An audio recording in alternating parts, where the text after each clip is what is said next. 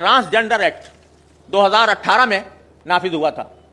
यहां थोड़ी सी वजाहत इसलिए कर दूं कि बाद औक़ात ट्रांसजेंडर का जो लफ्ज़ है उससे बाद लोग ये समझते हैं कि यह खुन्सा का मुरादिफ है।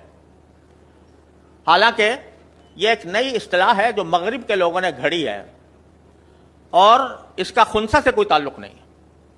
इसका मतलब यह है कि हर इंसान इस बात के लिए आज़ाद है कि वह अपने आप को मुज़क्कर समझे या मुअन्नस समझे।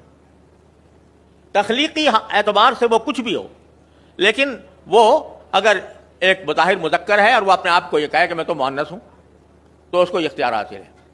और मगरबी दुनिया में इंसान की बहुत सी सिनफें बना दी गई हैं जो LGBTQ के नाम से मशहूर हैं।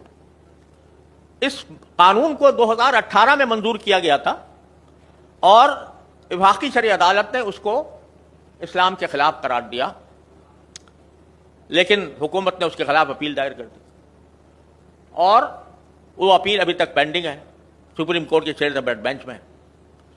अलबत्ता ये सुनने में आया है कि सेनेट की कोई कमेटी उसकी आमदा तरमीम पर गौर कर रही है। लेकिन अगर ट्रांसजेंडर एक्ट को हमारे ऊपर मुसल्लत किया जाता है तो उसका मतलब यह है कि हम जिन्स परस्ती का दरवाज़ा खोल रहे हैं।